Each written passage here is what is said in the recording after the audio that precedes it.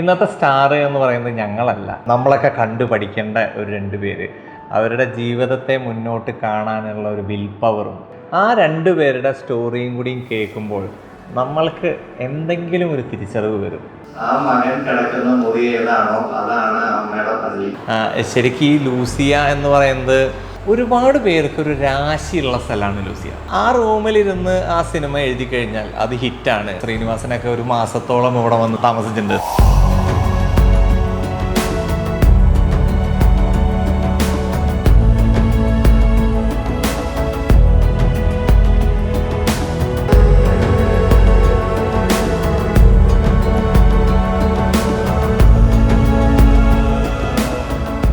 Complete ബോംബെയുടെ ബഡേമിയ, Haji Ali, അല്ലെങ്കിൽ അവിടുത്തെ local ജ്യൂസുകൾ, കമ്മലും മാലും മേടിച്ചിട്ട് ആർക്കും കൊടുക്കാനില്ലാത്ത ഞാൻ മേടിച്ചില്ല.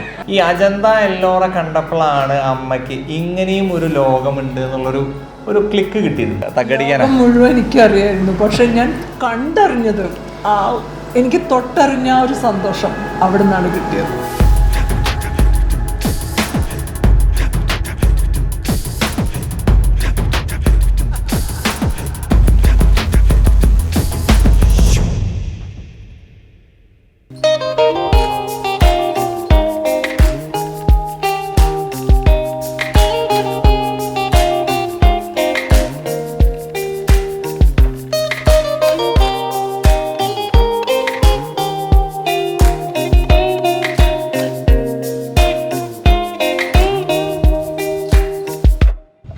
ഹായ്, നമസ്കാരം. ഇന്ന് നമ്മുടെ ഒരു സ്പെഷ്യൽ എപ്പിസോഡാണ്. എനിക്ക് ഭയങ്കര ഒരു ഫേവറേറ്റ് ആയിരിക്കും. കാരണം ഇന്നൊരു മീറ്റ് ആൻഡ് ഗ്രീറ്റ് പരിപാടി നടത്തുക. അതെവിടെയാണെന്ന് ചോദിച്ചു കഴിഞ്ഞാൽ പറയേണ്ട ആവശ്യമില്ലല്ലോ. ലൂസിയ പാലസ്, തൃശ്ശൂരിൻ്റെ ഒരു തറവാട്, അല്ലെങ്കിൽ എല്ലാവരുടെയും ഒരു ഫേവറേറ്റ് സ്പോട്ട്. തൊട്ടടുത്ത് എന്താ പറയുക, അറൗണ്ട് നിന്ന് വെരി ആക്സസിബിൾ ആയിട്ടുള്ളൊരു സ്പേസ് ആയിരുന്നു. എല്ലാവരും ഒത്തുകൂടുന്നൊരു സ്പേസാണ്. ഞാനൊക്കെ എൻ്റെ ചൈൽഡ്ഹുഡ് മുതലേ ഇവിടെ ഒരുപാട് ടൈം സ്പെൻഡ് ചെയ്തിട്ടുള്ള റെസ്റ്റോറൻറ്റ് ഇസ് അമേസിങ്. ഇവിടുത്തെ ഫുഡ് കാരണമാണ് നമ്മളെല്ലാവരും ഇവിടെ വന്ന് ഭക്ഷണം കഴിച്ചത്. ലൈക്ക് എൻ്റെ എന്താ പറയുക, വളരെ ചെറുപ്പകാലം മുതലേ ഞാനിവിടെ വരുന്നതാണ്. അപ്പോൾ മീറ്റ് ആൻഡ് ഗ്രീറ്റ് എന്നുള്ളൊരു പദ്ധതി ഒരുപാട് കാലമായി ഇങ്ങനെ പ്ലാൻ ചെയ്യുന്നു. ഈ കൊറോണയും സിറ്റുവേഷനൊക്കെ ആയ കാരണം ഇങ്ങനെ നടത്താണ്ടിരിക്കുകയായിരുന്നു. അപ്പോൾ ഇപ്പോൾ ഇറ്റ്സ് ദ റൈറ്റ് ടൈം. ഒരു ചെറിയ ഫംഗ്ഷൻ, ഒരുപാട് പേരൊന്നും വെച്ചിട്ടില്ല, ഒരു 25 പേര്. അതും 25 പേരിൽ കണ്ടീഷൻസ് അപ്ലൈ ഉണ്ട്. അമ്മയും കൊണ്ടുവരണം, അതാണ് കണ്ടീഷൻ. അപ്പോൾ അങ്ങനെ ഒരു 25 പേരോടൊപ്പം നമ്മുടെ യാത്രകൾ, നമ്മുടെ കാര്യങ്ങൾ, അവർക്ക് യാത്ര ചെയ്യാൻ ആഗ്രഹം ഉണ്ടെങ്കിൽ അതിനെ അങ്ങനെയൊക്കെ ചുരുക്കി കുറച്ച് നേരം നമ്മൾ കഥ പറഞ്ഞ് ഇരിക്കുന്നൊരു പരിപാടിയാണ്. ശരിക്കും ഇങ്ങനൊരു പദ്ധതി ഞാനിങ്ങനെ പറഞ്ഞപ്പോൾ തന്നെ എൻ്റെ ഒരു ഫ്രണ്ട് ഉണ്ട്, അശ്വിൻ. പുള്ളിക്ക് ഒരു കമ്പനി ഉണ്ട്, പിൻ സോഷ്യൽ എന്ന് പറഞ്ഞിട്ടൊരു PR കമ്പനിയാണ്. അപ്പോൾ ഇങ്ങനൊരു പരിപാടിയെക്കുറിച്ച് ഞങ്ങൾ പ്ലാൻ ചെയ്തപ്പോൾ തന്നെ ഞാൻ അശ്വിൻ്റെ അടുത്ത് പറഞ്ഞപ്പോൾ പുള്ളി പറഞ്ഞു, അതിനെന്താ ചേട്ടാ, നമുക്ക് സെറ്റ് ചെയ്യാം, നമ്മുടെ പോളേട്ടൻ്റെ അവിടെ സെറ്റ് ചെയ്യാം, അതായത് ലൂസിയയിൽ സെറ്റ് ചെയ്യാം. കാരണം ഈ ലൂസിയ എന്ന് പറയുന്നത് ഈ അശ്വിൻ, ഈ പിൻ സോഷ്യലിൻ്റെ പുള്ളിക്കാരൻ്റെ ഫസ്റ്റ് ബർത്ത്ഡേ പോലും അവിടെയാണ്. അപ്പം ഞങ്ങൾക്കൊക്കെ ഇതൊരു like family, like very close place, എപ്പോൾ വേണമെങ്കിൽ ഓടി വരാവുന്ന ഒരു സ്പേസാണ്. അപ്പോൾ പോളേട്ടൻ്റെ അടുത്ത് പോളേട്ടൻ പറഞ്ഞു, ഇതെന്താ, നമുക്കിവിടെ ഹോളുണ്ട്, എല്ലാ ഫെസിലിറ്റി ഉണ്ട്, നമുക്കിവിടെ ചെയ്യാമെന്ന് പറഞ്ഞു. അങ്ങനെയാണ് ആക്ച്വലി ഇപ്പോൾ സമയം കണ്ടോ, നേരത്തെ ലൈക്ക് ഞാനൊരു 8 മണിക്കാണ് അവിടെ എത്തിയത്. അതായത് ഇനി ഇവിടെ വന്ന് പരിപാടികൾ എങ്ങനെയൊക്കെയാണ്, കാര്യങ്ങൾ സെറ്റായിട്ടുണ്ടോ, ഇത് എൻ്റെയും കൂടി ഒരു പരിപാടിയാണല്ലോ. അപ്പോൾ എനിക്കൊരു ഗസ്റ്റ് പോലെ കറക്റ്റ് നേരത്ത് വന്ന് ഇറങ്ങി 10:30 വന്ന് കയറാൻ പറ്റില്ല. അപ്പോൾ എന്തൊക്കെയാണ് ഇവർ കറക്റ്റ് സെറ്റ് ചെയ്തിട്ടുണ്ടോ, ഹാമ്പേഴ്സ് കുറേ ഉണ്ട്, സ്റ്റേജ് ഉണ്ട്, ചെയേഴ്സ് ഉണ്ട്, ഫുഡ് ഉണ്ട്. അപ്പോൾ ഇതൊക്കെ കറക്റ്റാണോ എന്ന് നോക്കാൻ വേണ്ടി വന്നിരിക്കുന്നു. ഇനി ഒന്ന് പോയി ഫ്രഷായിട്ട് ബാക്കി കാര്യങ്ങൾ കൂടി പറഞ്ഞുതരാം.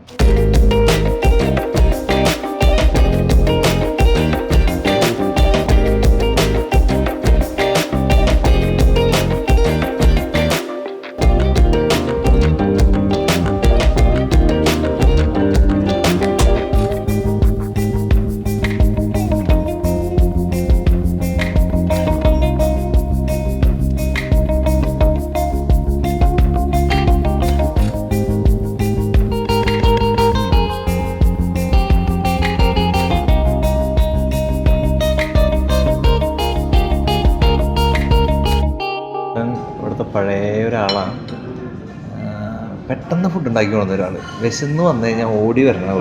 അപ്പോൾ എനിക്ക് പൂരി മതി, ഞാൻ എടുത്തോളാം, ഇങ്ങനെ സ്നേഹിക്കരുതില്ല. മതി. അപ്പോൾ ബ്രേക്ക്ഫാസ്റ്റ് കഴിഞ്ഞു. ഇനി ലഞ്ച്, ഇവിടെ വരുന്ന ഗസ്റ്റിന് എല്ലാവർക്കും ലഞ്ച് ഉണ്ട്. അപ്പോൾ നമുക്ക് ലഞ്ചിന് എന്തൊക്കെയാണ് സ്പെഷ്യൽ എന്നുള്ളതൊക്കെ അറിയാം. നെജിൽ, പിന്നെ വിഷ്ണു, അവരൊക്കെയാണ് ഇവിടുത്തെ ഷെഫ്. നല്ല കലക്കൻ യമ്മി ഫുഡ് ഉണ്ടാക്കുന്ന ആൾക്കാരാണ്. അപ്പോൾ നമുക്കൊന്ന് കിച്ചൺ കാണാം. കിച്ചണിൽ എന്താണ് ഉണ്ടാക്കുന്നത്, എന്താണ് ഇന്നത്തെ ലഞ്ച് എന്ന് അറിയാം നമുക്ക്. നമസ്കാരം. അപ്പോൾ ഇതിന് ഇതില് വിഷ്ണു, പുള്ളിക്കാരൻ എല്ലാവരും ഉണ്ട്. അപ്പോൾ എന്തൊക്കെയാണ് ഇന്നത്തെ സ്പെഷ്യൽ ഫുഡ് എന്ന് പറഞ്ഞായോ? നമ്മുടെ ലഞ്ചിന് കലക്കം ഫുഡാ? കലക്കം ഫുഡായിരിക്കും. നമ്മുടെ മെയിൻ ആയിട്ട് നമ്മുടെ വരുന്നത് ചൈനീസ്, തായ്, പിന്നെ പോണ്ടി വരുന്നുണ്ട്, പിന്നെ സൗത്ത് ഇന്ത്യൻ, പിന്നെ ഷാപ്പ് കറിയുടെ മേള തന്നെ ഉണ്ട്. അത് നമ്മുടെ മേളയുള്ളത്. നമ്മുടെ പരിപാടിയുടെ ലഞ്ച് എന്താ? ലഞ്ച് നമുക്ക് ചൈനീസ് വരുന്നുണ്ട്, ഇന്ത്യൻ വരുന്നുണ്ട്, പോണ്ടി വരുന്നുണ്ട്, എല്ലാം വിഭവങ്ങളും നമ്മൾ. ശരിക്കും ഇവിടുത്തെ ബിരിയാണി ഭയങ്കര സ്പെഷ്യലായിരുന്നു. ഞങ്ങളൊക്കെ പണ്ട് ഒരുപാട് വന്ന് കഴിച്ചിട്ടുള്ളതാണ്. ആ ബിരിയാണി ഇപ്പോഴും ഇല്ലേ? ബിരിയാണി ഇപ്പോഴും ഉണ്ട്. അതേപോലെ തന്നെ ഇപ്പോഴും ഫോളോ മെയിൻറ്റെയിൻ ചെയ്ത് പോകുന്നുണ്ട്. ഒരെണ്ണ അടിച്ചു കഴിഞ്ഞാൽ കിളിവും. അത്ര ഹെവി ബിരിയാണിയാ. ആളാണ് ബിരിയാണി അല്ലല്ല, ചൈനീസിന്റെയും മെയിൻ ആള് വിഷ്ണു. ആള് CDP ആണ്. ആള് വന്നിട്ട് ഇപ്പൊ കുറച്ച് നാളായിട്ടുള്ളൂ. ശരി. അടിപൊളി. അപ്പൊ കാര്യങ്ങൾ നടക്കട്ടെ. ലഞ്ചാകുമ്പോൾ വിളിക്കുന്ന സെറ്റ് ചെയ്ത് ഞാൻ തൊട്ടപ്പുറത്ത് നമ്മുടെ പരിപാടി നടക്കുന്നുണ്ട്. ഓക്കെ. ഇതാണ് അശ്വിൻ, ഇങ്ങനെയാണ് പിൻ സോഷ്യൽ എന്ന് പറഞ്ഞ കമ്പനി. അതാണ് ഇന്നത്തെ കംപ്ലീറ്റ് മീറ്റ് ആൻഡ് ഗ്രീറ്റ് എന്ന ഒരു ഐഡിയയും ആ ഒരു സംഗതിയൊക്കെ പുള്ളിയുടെയാണ്. ഇപ്പൊ കേട്ടോ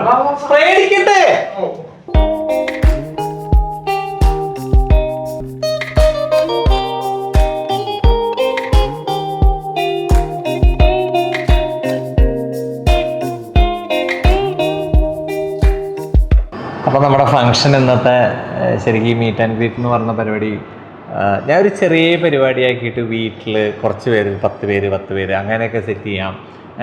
നമുക്ക് എപ്പോഴും ഇങ്ങനെ ഇൻസ്റ്റാഗ്രാമിൽ അവിടെ നിന്നൊക്കെ മെസ്സേജ് അയക്കുന്ന ചേട്ടാ ഒന്ന് വന്നോട്ടെ, ഒന്ന് വരട്ടെ, അമ്മയൊന്ന് കാണണം, നിങ്ങളൊന്ന് നേരിട്ടൊന്ന് സംസാരിക്കണം എന്നൊക്കെ പറയുമ്പോൾ ഞാൻ ആലോചിക്കും ഈ ഒരു കോവിഡ് സിറ്റുവേഷൻസിൽ എങ്ങനെ ചെയ്യും. അല്ലെങ്കിൽ ഈ കൊറോണയ്ക്ക് മുമ്പൊക്കെ എപ്പോഴും ഓരോരുത്തർ വരാറില്ല. എപ്പോഴും അത് ഭയങ്കര സന്തോഷമായിരുന്നു നമ്മളെ കാണാൻ വേണ്ടി ഇങ്ങനെ ഓരോരുത്തർ വരുമ്പോൾ. അപ്പം ഈ കൊറോണയൊക്കെ ഒന്ന് ഒതുങ്ങി ഒന്ന് സ്ലൈറ്റ് ആയപ്പോഴാണ് ഇങ്ങനെ ഒരു പരിപാടിയുടെ ഒരു ഐഡിയ വന്നത്. അപ്പം ഞാനത് ഒബ്വിയസ്ലി അശ്വിൻ്റെ അടുത്ത് പറഞ്ഞപ്പോൾ പുള്ളി അതൊരു വണ്ടം പരിപാടിയാക്കി ഗ്രാൻഡാക്കി പോളറിൻ്റെ അടുത്ത് പറഞ്ഞ് ലൂസിയലാക്കാം. അപ്പോൾ ഞാനും ആലോചിച്ചു ഓക്കെ എന്നാൽ നമുക്ക് കുറച്ച് ആൾക്കാർ കൂടിയിട്ടൊരു നല്ല ഫംഗ്ഷൻ ആക്കാം. ലൂസിയലാക്കുമ്പോൾ കുറച്ചും കൂടി കളറായല്ലോ, ഗ്രാൻഡായല്ലോ. അങ്ങനെയാണ് ഇങ്ങനെ ഒരു മീറ്റ് ആൻഡ് ഗ്രീറ്റ് ഇവിടെ ലൂസിയയിൽ ഈ ദർബാർ ഹാളിൽ നടത്താം എന്നുള്ളൊരു ഐഡിയയിൽ വന്നത്.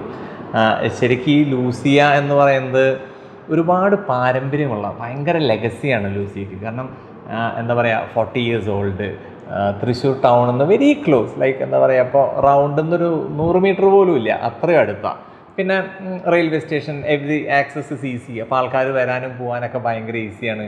ഇപ്പോൾ പുറത്തുനിന്നൊക്കെ വരുന്ന ആൾക്കാർക്ക് ലൂസിയയിൽ സ്റ്റേ ചെയ്യുകയാണെങ്കിൽ വടക്കുന്നാഥൻ, തിരുവമ്പാടി, പാറമേക്കാവ്, പുത്തമ്പള്ളി, ലൂർദുപള്ളി ഒക്കെ അടുത്താണ്, എല്ലാം നിയർ ബൈയിലാണ്. അപ്പോൾ അങ്ങനെയുണ്ട്. പിന്നെ ടൗണിലാണെങ്കിലും ഇങ്ങോട്ട് ഉള്ളിലേക്ക് കിടന്നു കഴിഞ്ഞാൽ വെരി കാം, ക്വയറ്റ്, സൈലൻ്റ് ആയിട്ടുള്ളൊരു സ്പേസാണ്. ശരിക്കും ഇതൊരു പഴയൊരു മനയായിരുന്നു. അതിനെ അവർ കൺസ്ട്രക്ട് ചെയ്തൊരു കൊളോണിയൽ സ്ട്രക്ചറിലേക്ക് മാറ്റിയതാണ്. ഭയങ്കര ബ്യൂട്ടിഫുൾ. സ്റ്റിൽ ഇപ്പോഴും ആ ഒരു പഴയ ലുക്കിലാണ് നടക്കുന്നത്.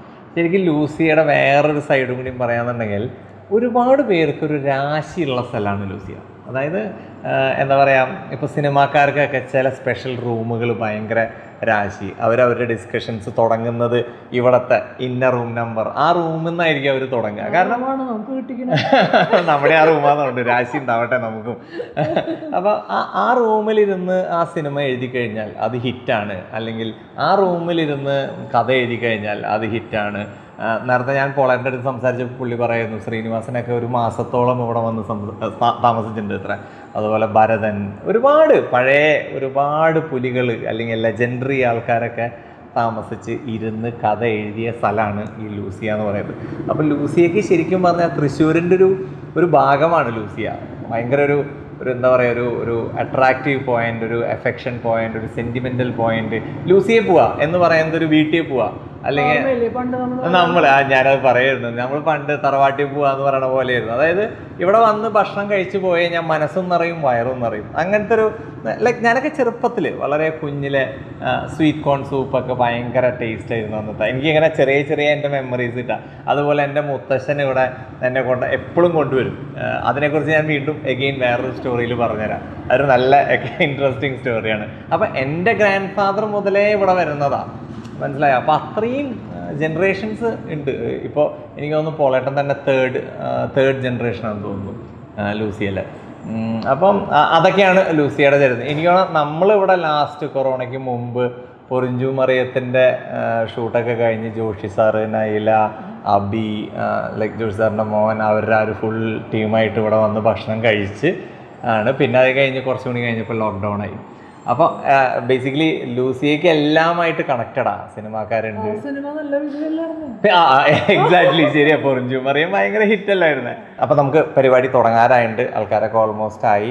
നമുക്ക് ഇനിയും ഇതുപോലെ വെറൈറ്റി മീറ്റപ്സ് നമുക്ക് പല പല സ്ഥലത്ത് വയ്ക്കാം. അപ്പം ഇന്നത്തെ ഈ പരിപാടിക്ക് ഒരു ഭംഗിയും കൂടി ഉള്ളതെന്താ അറിയോ, ഇന്നത്തെ സ്റ്റാർ എന്ന് പറയുന്നത് ഞങ്ങളല്ല, ഇത് ഞങ്ങളുടെ ഫംഗ്ഷനേ അല്ല, നമ്മൾ അതിൻ്റെ കൂട്ടത്തിലൊരു ഭാഗമാവുന്നു എന്നേ ഉള്ളൂ. കാരണം രണ്ട് പേരുണ്ട്, എന്താ പറയുക, രണ്ട് വലിയൊരു എന്താ പറയുക, നമ്മളൊക്കെ കണ്ടു പഠിക്കേണ്ട ഒരു 2 പേര്, അവരുടെ അമ്മമാരുണ്ട്. ആ 2 പേരുടെ സ്റ്റോറിയും കൂടിയും കേൾക്കുമ്പോൾ നമ്മൾക്ക് എന്തെങ്കിലും ഒരു തിരിച്ചറിവ് വരും. ഞാൻ ഇന്നലെ രാത്രി അവരുടെ വീട്ടിൽ പോയി അവരെ കണ്ടതാണ്. അപ്പോൾ അവരുടെ ആ ഒരു സ്മൈലും അവരുടെ ആ ഒരു ഇന്നസെൻസും അവരുടെ ജീവിതത്തെ മുന്നോട്ട് കാണാനുള്ള ഒരു വിൽ പവറും, ആ ഒരു വിൽ പവറൊക്കെ ഉള്ള, അങ്ങനത്തെ വിൽ പവറുള്ള 2 പേരെയാണ് നമ്മളിന്ന് കാണാൻ പോകുന്നത്. അപ്പോൾ നിങ്ങളും കൂടി അവരൊന്ന് കാണണം. നിങ്ങൾക്ക് പറ്റാവുന്ന രീതിയിലൊക്കെ അവരെ സപ്പോർട്ട് ചെയ്യണം. ഇങ്ങനത്തെ ഒരുപാട് പേര് നമ്മുടെ തൃശ്ശൂരും പലയിടത്തുമായിട്ടുണ്ട്. ഞാൻ ആദ്യം അശ്വിനി ഈ പരിപാടി പ്ലാൻ ചെയ്തപ്പോൾ അശ്വിൻ പറഞ്ഞ ഗസ്റ്റായിട്ട് ആരെങ്കിലും നമുക്കൊരു സെലിബ്രിറ്റിയെ വിളിക്കാമെന്ന് പറഞ്ഞു. ബട്ട് എൻ്റെ മനസ്സിൽ ഇവരതിനും വലിയ സെലിബ്രിറ്റികളാണ്. ഇവരാണ് ശരിക്കും റിയൽ സ്റ്റാർസ്. അപ്പോൾ നമുക്ക് അവരെയും കൂടി ഒന്ന് കാണാം. ആൾക്കാരൊക്കെ ഉണ്ട്, നമുക്കൊന്ന് പോയി കണ്ടിട്ട് വരാം. ദർബാർ ഗ്രാവിറ്റി ഇവിടെ ഉണ്ടല്ലോ. ഗ്രാവിറ്റി ഗോഡ്സം കാണണ്ട. ദർബാറിലാണ് നമ്മുടെ പരിപാടി അല്ലേ? Hello, hi. ഒരു ഒഫീഷ്യൽ പരിപാടി ഒന്നും ഇല്ലാടാ, ചുമ്മാ നമ്മളിന്ന് കുറച്ച് നേരം വർത്താനം പറയും, അങ്ങനെയൊക്കെ പോകും. ഇന്നത്തെ ഒരു ദിവസം ദൈവാനുഗ്രഹത്തോടു കൂടി 100% ബ്ലെസ്ഡ് ആവട്ടെ എന്ന് നമുക്ക് പ്രാർത്ഥിച്ചുകൊണ്ട് ഇന്നത്തെ ഒരു ദിവസം തുടങ്ങാം. അതിനായിട്ട് നമുക്ക് ടാലന്റഡ് ആയ കിരൺ ഇവിടെ ഉണ്ട്. കിരൺ ഒരു പ്രായ സോങ്ങിലോട് തന്നെ ചേർത്തായിട്ട് നമുക്ക് തുടങ്ങാം അല്ലെ? നയിക്കുന്ന ദിവ്യ പ്രകാശമേ, എന്നെ നയിക്കുന്ന സത്യസ്വരൂപമേ, അരുളേണമേ കാരുണ്യവർഷം, അരുളേണമേ ദിവ്യ കടാക്ഷം, ഇരുളിൽ ദീപമായി തെളിയണമേ, ഒഴുകും വേനലിൽ തുണയേകണേ, ഒരു ജാതി ഒരു മതം ഒരു ദൈവമന്ത്രത്തിൽ തുണയായെന്നും അരുളേണമേ, തുണയായെന്നും അരുളേണമേ, തുണയായെന്നും അരുളേണമേ. എന്തായാലും ഇങ്ങനത്തെ ഒരു പരിപാടിക്ക് ഇത്രയും അധികം ആൾക്കാർ വരിക, അല്ലെങ്കിൽ ഈ ഒരു കോവിഡ് സിറ്റുവേഷനിൽ ഇത്ര ആൾക്കാർ വരിക എന്ന് പറയുന്നത് തന്നെ ഭയങ്കര സന്തോഷമാണ്. ശരിക്ക് ഞാൻ എൻ്റെ കഥകൾ പറഞ്ഞുതരാം, അല്ലെങ്കിൽ ഞങ്ങൾ പോയ വഴികൾ, ഞങ്ങൾ ഈ പരിപാടി ആസൂത്രണം, ഈ മീറ്റ് ആൻഡ് ഗ്രീറ്റ് സെറ്റ് ചെയ്യുമ്പോൾ തന്നെ ഞാൻ അന്ന് പറഞ്ഞിരുന്നത്, യാത്ര ചെയ്യാൻ പറ്റാത്തവർക്ക് യാത്ര പോവാൻ എന്തെങ്കിലും തടസ്സം അല്ലെങ്കിൽ എന്തെങ്കിലും ബ്ലോക്ക് എങ്ങനെ തുടങ്ങണം എന്നുള്ളതിനൊക്കെ കുറിച്ച് പറഞ്ഞു കൊടുക്കാമെന്ന് വിചാരിച്ചാണ് ഇങ്ങനെ ഒരു പരിപാടി നമ്മൾ സെറ്റ് ചെയ്ത് വന്നപ്പോൾ ഈ പരിപാടി ശരിക്കും ഇവരുടെ 2 പേരുടെയും പരിപാടിയായി മാറി. കിരണും നിഖിലും ഇവരാണ് ഇന്ന് നമ്മുടെ ഗസ്റ്റ്, അല്ലെങ്കിൽ ഇവരുടെ പരിപാടിയാണിത്. ശരിക്കും കിരൺ എന്ന് പറയുന്നൊരു അസാധ്യ ഗായകനാണ്. കിരണിൻ്റെ കുറവുകളെല്ലാം മാറ്റി നിർത്തിക്കൊണ്ടാണ് കിരൺ ഇന്ന് ഇത്രയും വലിയൊരു പാട്ടുകാരനാണ്. പുള്ളിക്കാരൻ മ്യൂസിക് പഠിക്കുകയാണ്, MA മ്യൂസിക് ചെയ്തുകൊണ്ടിരിക്കുകയാണ്. അപ്പോൾ ഈ ഒരു പ്രായത്തിൽ തന്നെ പുള്ളിക്ക് സ്റ്റേറ്റ് ലെവൽ അവാർഡ്സൊക്കെ കിട്ടിക്കഴിഞ്ഞു. നിഖിലിനെ നോക്കിക്കഴിഞ്ഞാൽ എന്താ പറയുക, ഇങ്ങനെ ചിരിച്ചിരിക്കുന്നു നോക്കുമോ. ഒരു ബൈക്ക് ആക്സിഡൻറ്റ് പറ്റിയതാണ്, സ്പൈനൽ കോഡിൽ 3 ബോൺ പൊട്ടി. പക്ഷെ ആളുടെ അമ്മയുടെ ഒരൊറ്റ പ്രയത്നം കൊണ്ടാണ് ഇന്ന് ഇവിടെ ഇങ്ങനെ ഒരു വേദിയിൽ വന്നിരിക്കാൻ പറ്റുന്നത് നിഖിലിന്. അപ്പോൾ ആ 2 അമ്മമാരുടെയും ഒരു വലിയൊരു എഫേർട്ടാണ് ഇവർ 2 പേരും ഇന്ന് നമ്മുടെ മുമ്പിൽ ഇങ്ങനെ വന്നിരിക്കാൻ പറ്റുന്നത്. അവരുടെ കഥയും കൂടി നമ്മളിന്ന് കേൾക്കും. അവരുടെ ഒരു ലൈഫ് സ്റ്റോറി ശരിക്ക് എന്നേക്കാൾ കളറുള്ള കഥയാണ്. എന്റെ കഥയ്ക്ക് യാത്ര എന്നൊരു ഭംഗി മാത്രം. പക്ഷെ ഈ ഇരിക്കുന്ന 2 അമ്മമാര് അത്രയും സ്പെഷ്യലാണ്. അതുകൊണ്ടാണ് അവരെ തന്നെ അങ്ങനെ ചൂസ് ചെയ്തത്. ഓരോ അമ്മമാരുടെ ബുദ്ധിമുട്ട്, അവര് ഇത്ര കാലം അതിനെ സന്തോഷത്തോടെയും ചെറിയോടെയും കൂടി കൊണ്ട് നടക്കുന്ന ആ ഒരു എക്സ്പീരിയൻസ് കേൾക്കുമ്പോൾ നിങ്ങൾക്ക് തോന്നും ചിലപ്പോ വരാല്ലേ തോന്നും, ഡെഫിനറ്റ്ലി തോന്നും. കാരണം അവരാണ് ഇന്നത്തെ താരം. നമുക്കറിയരുത്, ചെപ്പിളിയരുത്, വീഡിയോയിലും കരയരുത്, നോ സുഡു നോ. അപ്പൊ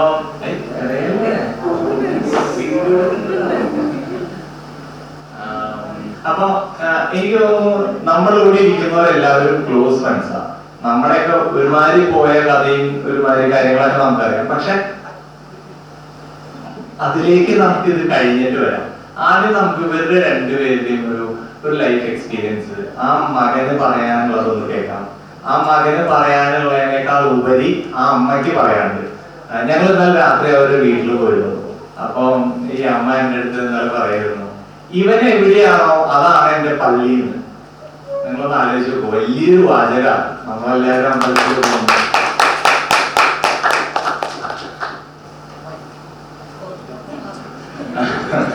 ശരിക്കും പറഞ്ഞ ഡയലോഗ്, എന്റെ ഡയലോഗ് അമ്മ പറഞ്ഞ ഡയലോഗാണ്. അതായത് അത്രയും അടുത്ത്, അത്രയും ക്ലോസിൽ എപ്പോഴും ആ അമ്മയ്ക്ക് ആ മോൻ അടുത്ത് വേണം. അത്രയും പോലും അമ്മ പള്ളിയിൽ പോകാറില്ല ചോദിക്കുമ്പോ എന്റെ പള്ളി ഇതാണ്, ആ മകൻ കിടക്കുന്ന മുറി ഏതാണോ അതാണ് അമ്മയുടെ പള്ളി.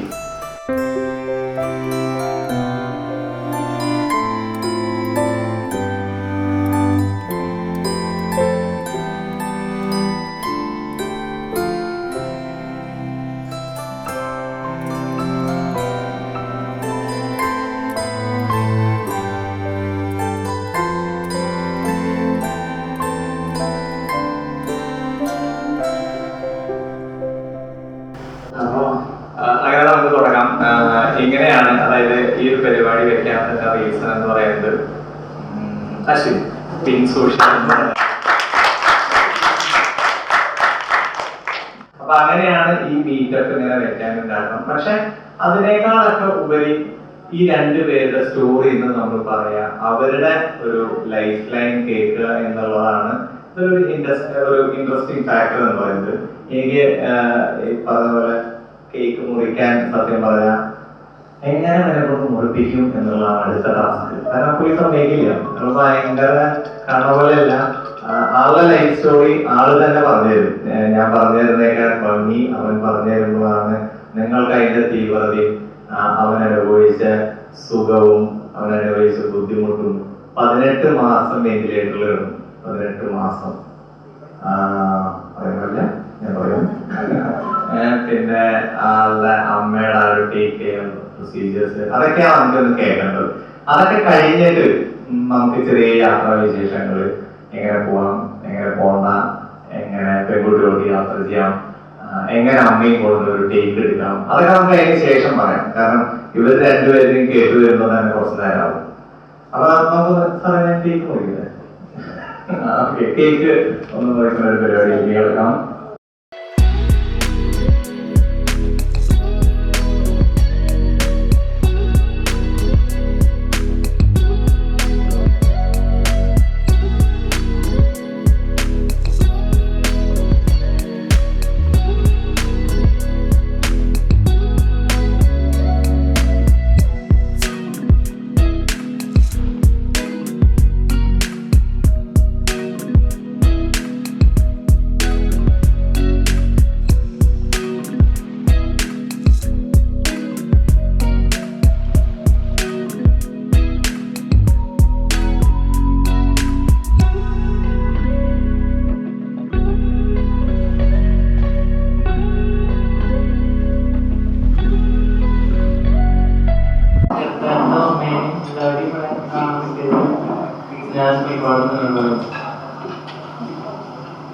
യാത്ര പോകാൻ എനിക്ക് ഭയങ്കര ഇഷ്ടമാണ്.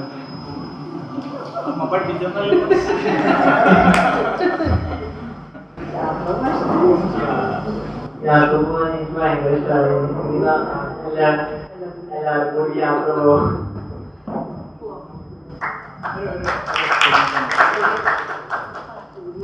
ആദ്യമായിട്ട് ഞാൻ ഈ മോർണിംഗ്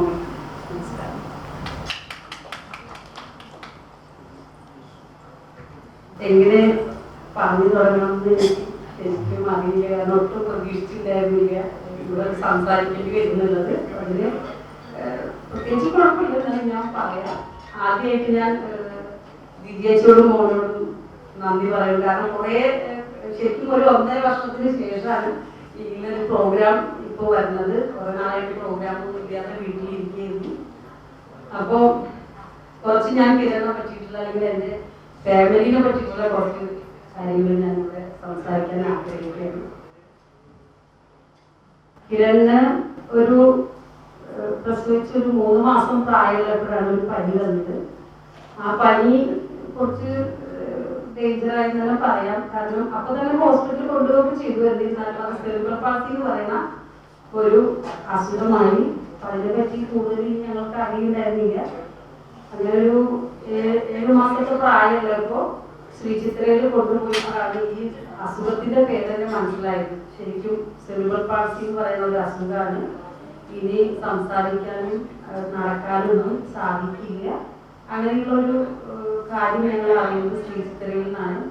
അതിനുശേഷം ഞാൻ അവിടെ നിന്ന് പോകുന്നു. അപ്പൊ അവരങ്ങനെ സംസാരിക്കാൻ സാധിക്കില്ല അല്ലെങ്കിൽ നടക്കില്ല എന്ന് പറഞ്ഞാലും ഞാൻ അവരടുത്ത് ചോദിച്ചു, അങ്ങനെ പ്രത്യേകിച്ച് അവിടുത്തെ ഡോക്ടേഴ്സിനോട് ചോദിച്ചപ്പോൾ ഇതിനൊരു മരുന്നില്ലേ എന്ന് ചോദിച്ചപ്പോൾ മരുന്നൊന്നും പ്രത്യേകിച്ചില്ല, നിങ്ങൾ എങ്ങനെയാണ് ഈ കുട്ടിയെ തെറാപ്പി ചെയ്യുന്നത് അതനുസരിച്ച് എന്തെങ്കിലും ചെറിയ മാറ്റം ചിലപ്പോൾ ഉണ്ടാകാം എന്നാണ് പറഞ്ഞത്. അപ്പൊ അതിന്റെ അടിസ്ഥാനത്തിൽ ഞാൻ ഇവിടെ തൃശ്ശൂർ വന്നതിന് ശേഷം ആ പ്രായത്തിൽ തന്നെ ശരിക്കും ഒരു 6 മാസം പ്രായമായിട്ട് തന്നെ തെറാപ്പി സ്റ്റാർട്ട് ചെയ്തു.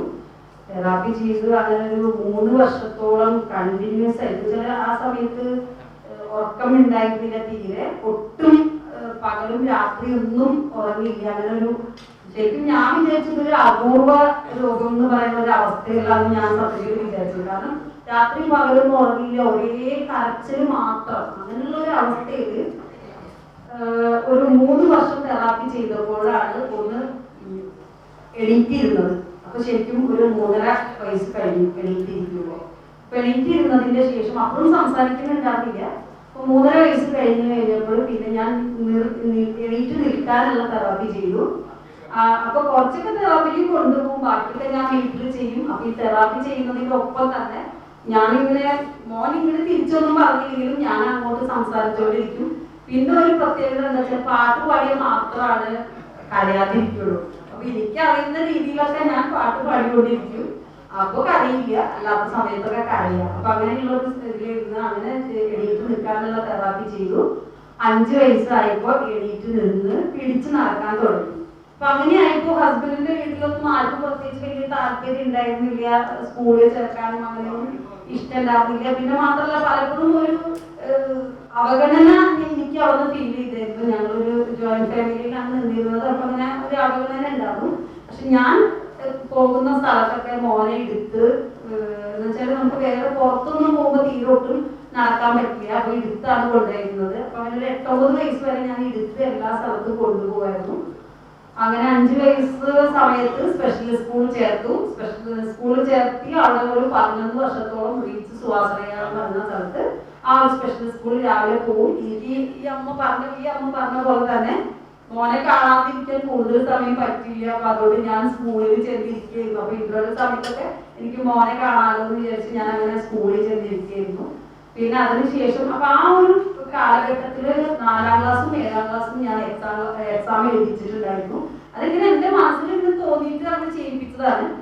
അങ്ങനെ അവിടെ നിന്ന് പ്രത്യേകിച്ച് ഒരു ഡെവലപ്മെന്റ് ഒന്നും ഉണ്ടായില്ല. ചെറിയ രീതിയിലുള്ള തന്നെ ബ്രഷ് ചെയ്യാനും മുടി ചെയ്യാൻ അങ്ങനെയുള്ള എന്തെങ്കിലും ചെറിയ കാര്യങ്ങളൊക്കെയാണ് സ്പെഷ്യൽ സ്കൂളിൽ പഠിച്ചത്.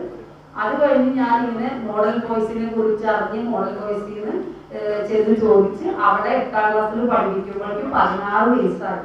അപ്പൊ അതിന്റെ ഇടയിൽ ഈ പാട്ടിനോട് ഇഷ്ടമുണ്ടെന്ന് മനസ്സിലായപ്പോ 5 വയസ്സ് മുതൽ തന്നെ സംഗീതം പഠിക്കാൻ തുടങ്ങി. പല അധ്യാപകർ വീട്ടിൽ വന്ന് പഠിക്കും, ഞങ്ങൾ പുറത്ത് പോയി പഠിക്കും. അപ്പൊ അവന് പുറത്ത് പോകാൻ യാത്ര പോകാൻ ഭയങ്കര ഇഷ്ടമാണ്. അപ്പൊ തൃശ്ശൂർ വന്ന് പാട്ട് പഠിച്ച് തിരിച്ച് വീട്ടിൽ പോയി. വീട് അമല ഹോസ്പിറ്റലിന്റെ അടുത്താണ്. അപ്പൊ അങ്ങനെ പോകുന്ന സ്ഥലങ്ങളിലെല്ലാം ചുരുക്കം പറയുകയാണെങ്കിൽ ഈ പറഞ്ഞ പോലെ ചെന്നപ്പുറത്ത് കോഴി വയ്ക്കുന്ന സ്ഥലത്തൊക്കെ ഞാൻ മോനെ കൊണ്ട് എല്ലാ പൂരത്തിനും കാവലിക്കൊക്കെ കുട്ടീനെ കൊണ്ട് ഓട്ടോയിലായിട്ടും അങ്ങനെയൊക്കെ കൊണ്ടുപോകും. അങ്ങനെ പിന്നെ മോഡൽ ബോയ്സിൽ 8ാം ക്ലാസ്സിൽ വന്ന് ചേർത്തി. അവിടെ അഡ്മിഷൻ കിട്ടിയതിന് ശേഷം ഭയങ്കര മാറ്റം വന്നു. കാരണം മോഡൽ കോഴ്സിൽ ഏറ്റവും കുടുംബന്മാര് പഠിക്കുന്ന ക്ലാസ്സിലാണ് അഡ്മിഷൻ കിട്ടിയത്. ചേർത്ത് അവിടെ പഠിച്ചിട്ടുണ്ടോ? അപ്പൊ മോഡൽ കോഴ്സിൽ വന്ന് ഏറ്റവും കുറവുള്ള കുട്ടികളുടെ കൂടെ തന്നെ പഠിക്കണം. എനിക്ക് അതൊരു സത്യം പറഞ്ഞ ഒരു അനുഗ്രഹമായി. കാരണം അവന് ശരിയും തെറ്റും അങ്ങനെയുള്ള കാര്യങ്ങളൊക്കെ കുറച്ച് അവന്ന് മനസ്സിലാക്കാൻ പറ്റി. ചെറിയ കുടുംബന്മാരൊക്കെ ഉണ്ടായിരുന്നു, അവര് ചെറുതായിട്ട് ഉപദ്രവിക്കൊക്കെ ഉണ്ടായിരുന്നു തുടക്കത്തില്. അതെല്ലാം ഞാൻ അവരുടെ അടുത്ത് പറഞ്ഞ് അങ്ങനെ മനസ്സിലാക്കി. അത് കഴിഞ്ഞ് അവിടെ നിന്ന് +2 പാസ്സായി കഴിഞ്ഞു. പിന്നെ അവന് ആഗ്രഹം പാട്ട് പഠിക്കണം. അപ്പൊ BA മ്യൂസിക്കിന് എടുത്തു. അതിന് ഫസ്റ്റ് ക്ലാസ് ഉണ്ടായിരുന്നു. മദ്രാസ് യൂണിവേഴ്സിറ്റിയുടെ കോഴ്സാണ് ചെയ്തത്. അത് കഴിഞ്ഞിപ്പോൾ MA പഠിക്കുകയാണ്. MAക്ക് വേണ്ടിയിട്ട് അപ്പോൾ മദ്രാസ് യൂണിവേഴ്സിറ്റി ചെയ്ത കാരണം MA ഇവിടെ കിട്ടില്ല എന്ന് പറഞ്ഞ് ഞാൻ നിരന്തരം മോനെയായിട്ട് യൂണിവേഴ്സിറ്റിയിൽ പോയി വൈസ് ചാൻസലറും അങ്ങനെ കുറെ പേരെ കണ്ടു. ഒരു കാരണവശാലും അവിടെ അഡ്മിഷൻ തരില്ല എന്ന് പറഞ്ഞ് പിന്നെയും കുറെ അവിടെ ചെന്ന് കുത്തിരിപ്പ് സമയം പോലെയൊക്കെ ഇരുന്ന് കുറെ നിവേദനങ്ങൾ കൊടുത്തു. അവസാനം ഈ അടുത്താണ് ഇപ്പൊ കോഴ്സ് കഴിയാറായി, പക്ഷെ ഈ അടുത്താണ് ഈക്വലൻസി കിട്ടിയത്. അപ്പൊ അങ്ങനെ പഠിക്കാനുള്ള ഒരു അനുമതി കിട്ടി. ഇപ്പൊ 4th സെമസ്റ്റർ പഠിച്ചുകൊണ്ടിരിക്കുന്ന കോഴ്സ് ഇപ്പൊ തീരും. അപ്പൊ കിരണിന്റെ ആഗ്രഹം എന്താന്ന് വെച്ചാൽ ഒരു ജോലി മേടിക്കുക, അപ്പൊ സ്വന്തമായി ഒരു വരുമാനം ഉണ്ടാവണം എന്നുള്ള അങ്ങനെയുള്ള ഒരുപാട് കണക്കൂട്ടലുകൾ ഉണ്ടാകും. അപ്പൊ അതിനു വേണ്ടി ഹാർഡ് വർക്ക് ചെയ്യും. പിന്നെ നല്ല ക്ലിയർ ആയിട്ട് പാട്ട് പഠിക്കാൻ തുടങ്ങിയപ്പോ തന്നെ ക്ലിയർ ആയിട്ട് സംസാരിക്കാൻ തുടങ്ങി. ഒരു 6 വയസ്സൊക്കെ ആയി സംസാരിക്കാൻ തുടങ്ങുമ്പോൾ. പക്ഷെ തുടക്കത്തിലൊന്നും ആർക്കും സംസാരിക്കുന്നത് എന്താണെന്ന് മനസ്സിലാവുന്നില്ല. പിന്നെ ക്ലിയർ ആയി സംസാരിക്കാൻ തുടങ്ങിയപ്പോൾ സ്പീച്ച് തെറാപ്പി ഒക്കെ ഞാൻ തന്നെയാണ് കൊടുത്തത്. കാരണം രണ്ടും കൂടി പോകാനുള്ള സാമ്പത്തികം അന്ന് ഉണ്ടായിരുന്നില്ല. അപ്പൊ അതുകൊണ്ട് സ്പീച്ച് തെറാപ്പി ഒക്കെ ഞാൻ തന്നെ ചെയ്തു. പിന്നെ അതിന്റെ ഇടയിൽ ഒരുപാട് ഡോക്ടേഴ്സ് അങ്ങനെയൊക്കെ ആയിട്ട് നടന്നു. അപ്പൊ എനിക്ക് പറയാൻ അപ്പൊ അങ്ങനെ സ്പീച്ച് തെറാപ്പി വിചാരിക്കുന്ന പോലെ ഒരു 45 മിനിറ്റ് ആവുമ്പോഴേക്കും ഇവര് 300 ഞങ്ങളെ പാക്കി. അപ്പൊ ഓരോ ദിവസം ചെല്ലുമ്പോഴും 3 സിറ്റിംഗ് 4 സിറ്റിംഗ് എന്ന് പറയുമ്പോ അവിടെ തന്നെ ഒരു 1000-1200 രൂപ കൊടുത്തിട്ട് വേണം ഒരു ദിവസം തിരിച്ചു പോരാൻ. പിന്നെ ഫിസിയോതെറാപ്പി കൂടി ആവുമ്പോ സാധിക്കാത്ത ഒരു അവസ്ഥയായി. അപ്പൊ ഇടയ്ക്കിടയ്ക്ക് സ്പീച്ച് തെറാപ്പിക്ക് പോയില്ല. പിന്നെ തെറാപ്പിക്ക് പോകും, 1 മാസം പോകും. പിന്നെ അതൊക്കെ ഞാൻ വീട്ടിൽ കണ്ടിന്യൂ ചെയ്യും. അങ്ങനെയാണ് ശരിക്കും ഇപ്പൊ ഇങ്ങനെ ഒരു രൂപത്തിലാക്കി എടുത്തത്. പിന്നെ കാണാൻ തീരെ പറ്റുണ്ടായിരുന്നില്ല, കാഴ്ച ഒട്ടും ഉണ്ടായിരുന്നില്ല. അതുകൊണ്ടാണ് ഇവിടെ ചേർന്നിരിക്കുമ്പോ ഒരു പേടി, വീഴോ എന്നുള്ള ഒരു പേടി. പിന്നെ മയക്ക് ഇങ്ങനെ നീങ്ങി പോകുന്നൊക്കെ അതുകൊണ്ടാണ്. കാഴ്ച ഒട്ടും ഉണ്ടായിരുന്നില്ല. പക്ഷെ ഇപ്പൊ ഒരുവിധമൊക്കെ കാണും. മാത്രമല്ല എല്ലാ കാര്യങ്ങളും തന്നെ കുളിച്ച് ഡ്രസ് ചേഞ്ച് ചെയ്യും. അങ്ങനെ കിരണിന്റെ കാര്യങ്ങളെല്ലാം തന്നെ ചെയ്യും. ഇപ്പൊ കോളേജ് 4th ഫ്ലോറിലൊക്കെ ആണെങ്കിൽ അവിടെ തന്നെ പോകും വരും. ബാഗിന്ന് ലഞ്ച് ബോക്സ് ഒക്കെ എടുത്ത് ഭക്ഷണം കഴിച്ച് അങ്ങനെ എല്ലാ കാര്യങ്ങളും ഒറ്റയ്ക്ക് ചെയ്യാൻ സാധിച്ചു. അത്ര ചെയ്യുമ്പോഴേക്കും തന്നെ ഒരു 17 വയസ്സൊക്കെ ആയ 17-18 വയസ്സൊക്കെ ആയി അങ്ങനെ ഒറ്റയ്ക്ക് കാര്യങ്ങളൊക്കെ ചെയ്യും. അപ്പൊ എനിക്ക് പറയാനുള്ളത് എന്താന്ന് വെച്ചാല്, ശരിക്കും പറഞ്ഞാൽ എപ്പോഴും ഞാൻ പല സ്ഥലങ്ങളിലും ഇതുപോലെ തന്നെ ശേരത്തിനും ഗീതമ്മേനെയും വിളിച്ച പോലെ തന്നെ ഞങ്ങളെയും ഇതുപോലെ ഇടയ്ക്ക് വിളിക്കാറുണ്ട് ഓരോ സ്കൂളുകളിലൊക്കെ. അപ്പൊ എനിക്ക് പറയാനുള്ളത്, ശരിക്കും ഒരു സാധാരണ ഒരു കുട്ടിക്ക് എനിക്ക് തോന്നുന്നില്ല. ഇപ്പൊ അപൂർവം തീരെ ഇല്ലാക്കില്ല, ഇതുപോലൊക്കെ ഉണ്ടാവും. പക്ഷെ ഇതുപോലുള്ള മക്കൾ തരുന്ന ആ സ്നേഹം ശരിക്കും സാധാരണ ഒരു കുട്ടിയുടെ കയ്യിൽ നിന്ന് ഒരു അമ്മയ്ക്ക് കൊടുക്കാൻ എനിക്ക് തോന്നുന്നില്ല. കാരണം അവർക്ക് അങ്ങനെയാണെന്ന് വെച്ചപ്പോ ഒരു എക്സാമ്പിൾ പറയുകയാണെങ്കിൽ, ഇന്നലെ എനിക്ക് വർക്ക് ഉണ്ടായിരുന്നു. ഞാൻ ഇന്നലെ വീട്ടിൽ നിന്ന് പോയി. ആ പോയതിന്റെ ഇടയ്ക്ക് ഭയങ്കരമായിട്ട് വിഷമം. കാരണം 1.5 വർഷത്തെ ഈ കോവിഡിന് ശേഷം കുറച്ചു നേരം മാറി നിന്ന ഒരു ദിവസമാണ് ഇന്നലെ. ഇന്നലെ ശരിക്കും ഭയങ്കര ഡെസ്പായിരുന്നു. അതിന് പകരം ഞാൻ വന്നതിന്റെ ശേഷം എന്നെ കൂട്ടി പിടിച്ച് ഇറുക്കി കിടക്കുകയാണ്. അങ്ങനെ ഇപ്പോഴും എന്റെ അടുത്ത് ഇങ്ങനെയാണ് കിടക്കലും. എന്തൊക്കെ ഞാൻ വീട്ടിൽ നിന്ന് പോയതിന്റെ ശേഷം ഉണ്ടായി, ഞാൻ പോയ വിശേഷങ്ങൾ ഇവിടെ വന്ന് ഇങ്ങനോട് പറയണം. ഞാൻ വരുന്നവരെ വീട്ടിൽ എന്ത് വിശേഷം ഉണ്ടായിരുന്നത് എന്റെ അടുത്ത് പറയണം. അതാണ് ആളുടെ ഒരു രീതി. അപ്പൊ ശരിക്കും ദൈവം തരുന്ന മക്കൾ തന്നെയാണ് ഇവര്. അപ്പൊ പല സ്ഥലങ്ങളിൽ പോകുമ്പോൾ ഇപ്പൊ കന്യാസ്ത്രീകളൊക്കെ ആണെങ്കിൽ പറയും ഇങ്ങനെ, എന്താ പറയാ, നിങ്ങള് ദൈവത്തിന്റെ മക്കളാണ് ഇവര്. തീർച്ചയായും ദൈവത്തിന്റെ മക്കൾ തന്നെയാണ്. കാരണം ഇവര് തരുന്ന ആ സ്നേഹം അത് ഈ അമ്മയ്ക്ക് മനസ്സിലാവും.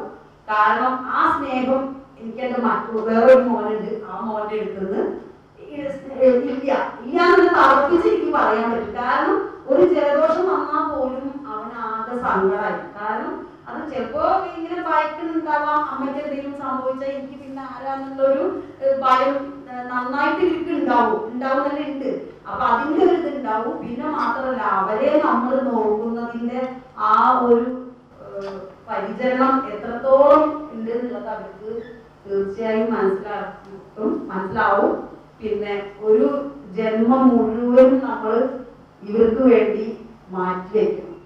അങ്ങനെ മാറ്റിവെക്കുമ്പോൾ മാത്രമാണ് ഇവർ എന്തെങ്കിലുമൊക്കെ ഇതുപോലെയെങ്കിലും ആവുള്ളൂ. കാരണം ഇങ്ങനെ ഒരു കാര്യം ജീവിതത്തിൽ ഒരു കാര്യം ചെയ്യാൻ പറ്റാത്ത ഒരു കുഞ്ഞിനെ നമ്മുടെ കയ്യിൽ കിട്ടുമ്പോ ആ കുഞ്ഞിനെ എന്തൊക്കെ ട്രെയിനിങ് നമ്മൾക്ക് കൊടുക്കണം, എന്തൊക്കെ ചെയ്യണം. ശരിക്കും ഒന്നും അതിനെപ്പറ്റി അറിയില്ലാത്തില്ല. എന്ത് ചെയ്യണമെന്നോ എന്തൊക്കെ ട്രീറ്റ്മെന്റ് ഉണ്ടെന്നോ അല്ലെങ്കിൽ എങ്ങനെയൊക്കെ.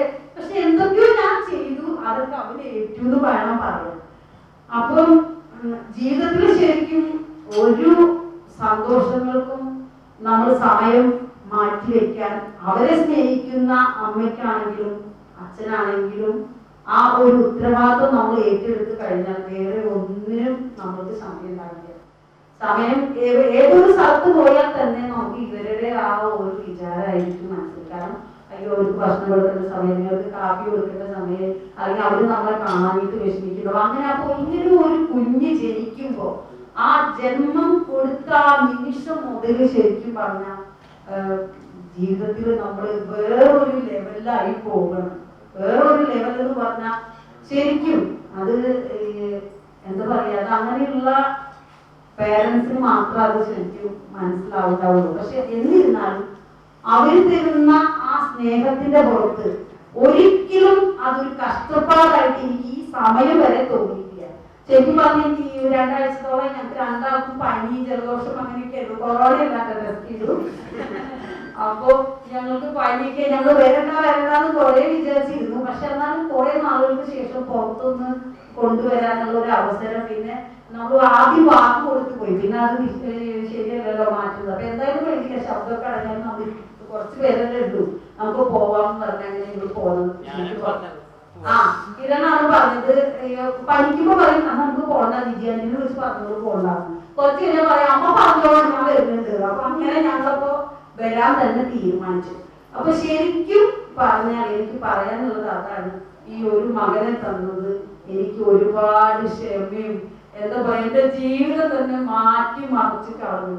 ഒരുപാട് ക്ഷമ എന്ന് പറഞ്ഞാൽ ക്ഷമ നമ്മൾ പറയില്ലേ ഭൂമിയോളം അല്ലെങ്കിൽ പാതാളം വരെ, അതിന്റെ അപ്പുറത്ത് വരെ സ്ഥലം ഉണ്ടെങ്കിൽ അവിടെ വരെ എനിക്ക് ക്ഷമ ഉണ്ട് മോനെ നോക്കാൻ വേണ്ടിയിട്ട്. അപ്പൊ ആ മോനെ തന്ന ഭഗവാനോട് ഞാൻ ശരിക്കും നന്ദി പറയാണ് ഈ അവസരത്തിൽ. കാരണം ഇത്രയും എന്നെ കുറിച്ച് ഇത്രയും ഒരു അവലാതി, ഞാൻ പുറത്തു പോയി 5 മിനിറ്റ് വരാന്ന് പറഞ്ഞ സമയത്തിനെക്കാട്ടും വിട്ട് ഒരു 5 മിനിറ്റ് വൈകിയാൽ എന്നെ കുറിച്ച് അവലാതിയുള്ള ഒരാള് പിന്നെ വേറെ ഈ ഭൂമിയിലില്ല. ഈ മോൻ മാത്രമേ ഉള്ളൂ. അപ്പൊ അതുകൊണ്ട് എല്ലാവർക്കും ഞാൻ ഇവിടെ വന്ന എല്ലാവരെയും കാണാനും പരിചയപ്പെടാനും ഇവിടെ സാധിച്ചത് ഒരുപാട് സന്തോഷം. മാത്രമല്ല ദൈവത്തിനോട് 1000 നന്ദി പറയുന്നു. ഇനിയും എനിക്ക് എൻ്റെ മോനെ കുറേയും കൂടി നന്നായി നോക്കാൻ സാധിക്കട്ടെ എന്ന് നിങ്ങൾ എല്ലാവരും കൂടി എനിക്ക് വേണ്ടി പ്രാർത്ഥിക്കുമെന്ന് ഒരു അപേക്ഷിച്ചുകൊണ്ട് ഞാൻ നിർത്തുന്നു.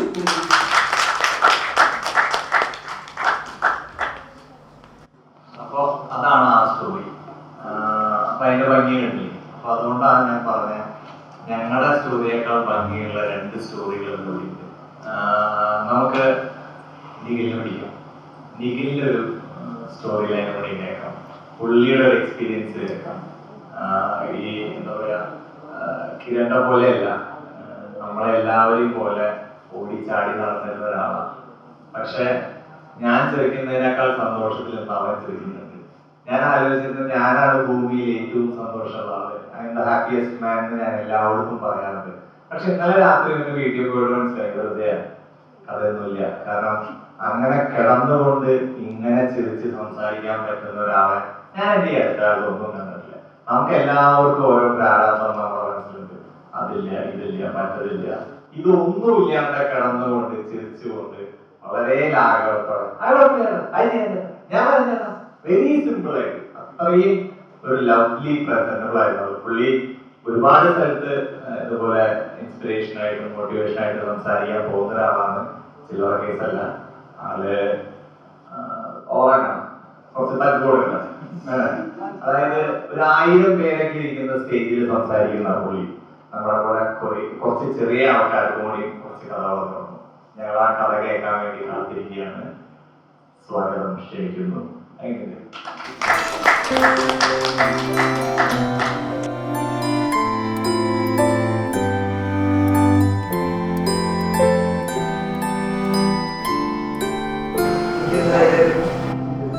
ഒരുപാട് സന്തോഷമായി. നല്ല അതിന്റെ നന്ദി പറയുക.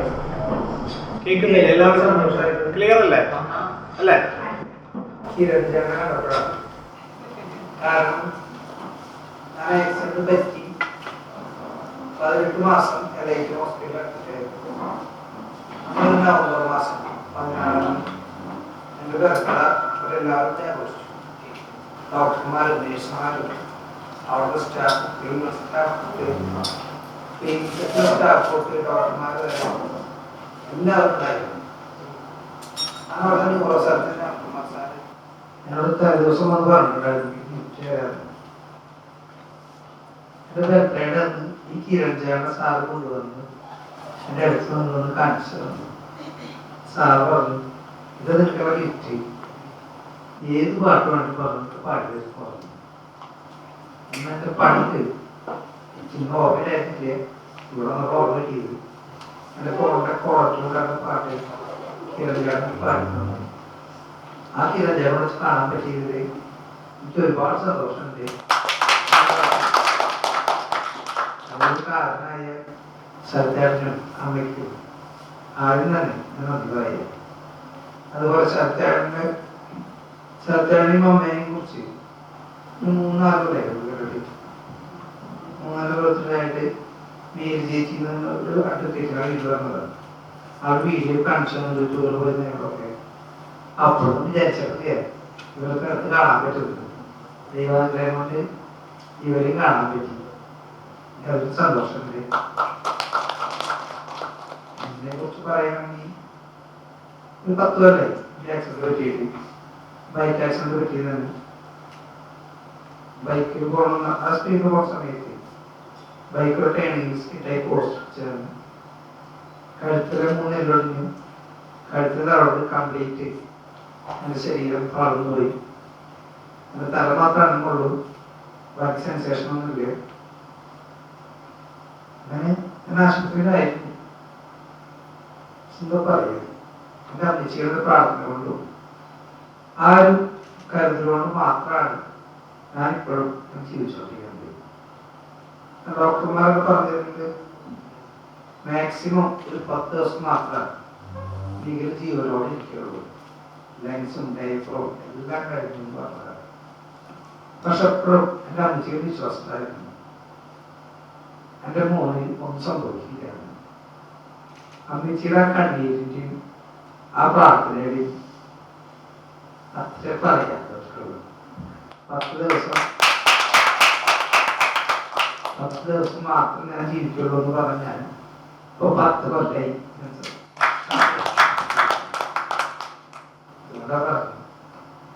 പിന്നെ അമ്മ എന്ന് പറഞ്ഞ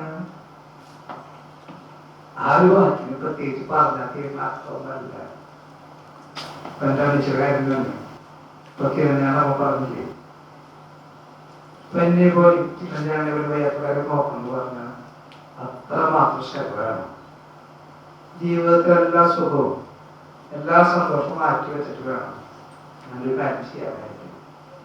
ഒരു 10 കൊല്ലമായി എൻ്റെ അമ്മച്ചി ഇതുവരെ മുഖത്തൊരു മാറ്റം വരാണ്ട് എനിക്ക് എല്ലാ കാര്യം ചെയ്തിട്ടുണ്ട്. അതൊരിക്കലും വേറൊരാളെ കൊണ്ടും പറ്റില്ല.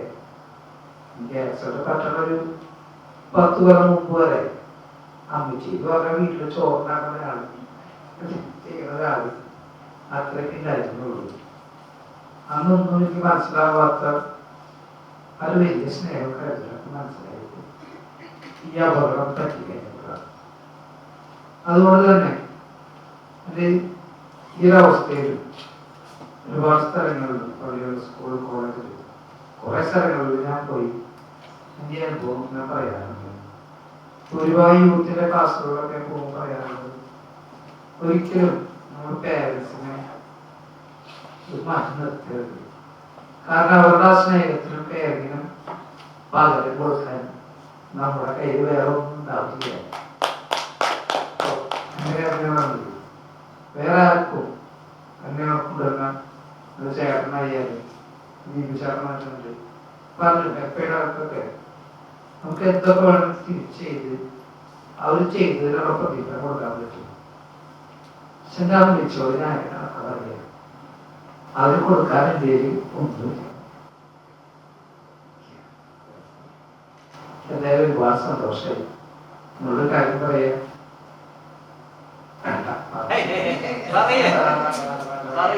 ഞങ്ങളത് കേൾക്കാനില്ല. ആദ്യം പറഞ്ഞു പോയി ഇതാ ഞങ്ങൾക്ക് കേൾക്കണ്ടല്ലേ? സന്തോഷമായി. ഇതേ എന്നെ കാണാൻ വന്നല്ല, നിങ്ങളെ കാണാൻ വന്നവരാ. ഇത് കേൾക്കാൻ വന്നവരാന്ന് പറയുന്നു. പറയൂ പറയൂ പറയൂ പറയാണ്ടിരിക്കല്ലേ പറയൂ. പാട്ട് പാടി തന്ന ആളുടെ പറയാണ്ടിരിക്കുന്നുണ്ടോ? കാരണം എനിക്ക് ഏറ്റവും വലിയ ഇഷ്ടം പാട്ടില്ല. അത് പോയി അതന്നെ അന്ന് ഞാൻ പറഞ്ഞ രാംകുമാർ സാറിന്റെ ആഗ്രഹം പറഞ്ഞു, സാർ കിരൺ ചേട്ടനെ പോലെ എന്നെ ഒന്ന് വീൽചെയറിൽ കയറി വന്നു. അപ്പൊ തന്നെ വേറെ ഒന്നും നോക്കാണ്ട് സാറ് എന്നെ വീൽചെയറിൽ എത്തി. സാർ ഞാൻ ക്രിസ്ത്യനാണ്, സാർ ഹിന്ദുവാണ്, പക്ഷെ മതത്തിലൊന്നും ഒരാളാണ്. സാറിന് വീൽചെയറിൽ എത്തി. ആ ഹോസ്പിറ്റലിൽ മുഴുവൻ കൊണ്ടുപോയി. ഹോസ്പിറ്റൽ താഴത്ത് വന്നു പുതിയ അമ്പലത്തിനെന്ന് പറഞ്ഞു, ഈ മതം നോക്കണ്ട, അവിടേക്ക് നോക്കിക്കോ, ദൈവം എല്ലാവർക്കും ഒരുപോലെയുള്ളൂ, ഈ പച്ചക്കം പറഞ്ഞ സാധനം കാണിച്ചത്. പക്ഷെ അതൊന്നും നമുക്ക് മാറ്റാൻ പറ്റില്ല. അതും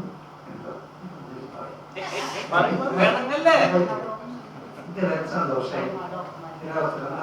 ഞാനവിടെ ആശുപത്രി LIT സർജറി ചെയ്ത് കിടന്നുണ്ട്. നമ്മുടെ ഡോക്ടേഴ്സ് വരും രാത്രി പാട്ട് കേൾക്കാൻ.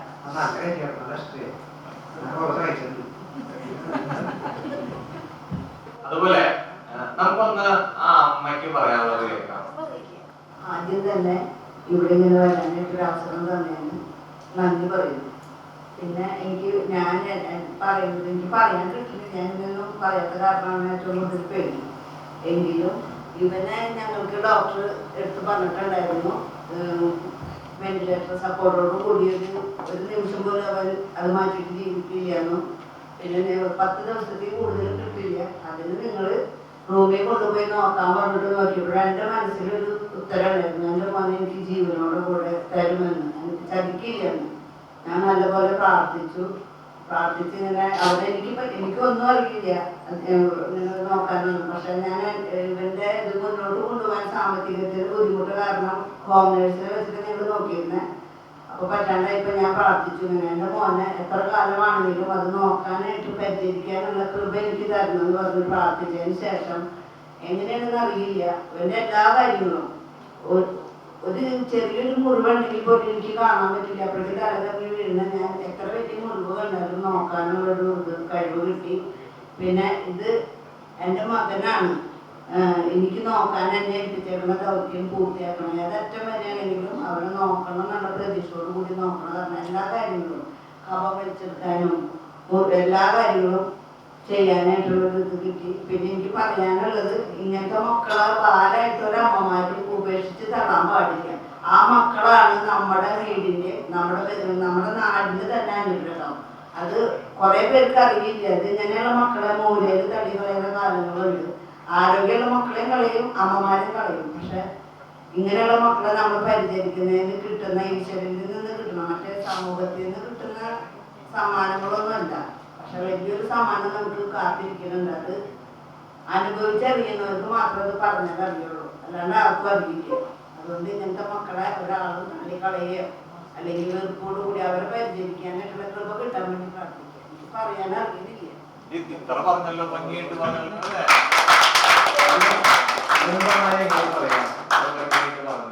പക്ഷെ ഇന്നലെ രാത്രി പറഞ്ഞൊന്നും പറഞ്ഞില്ല.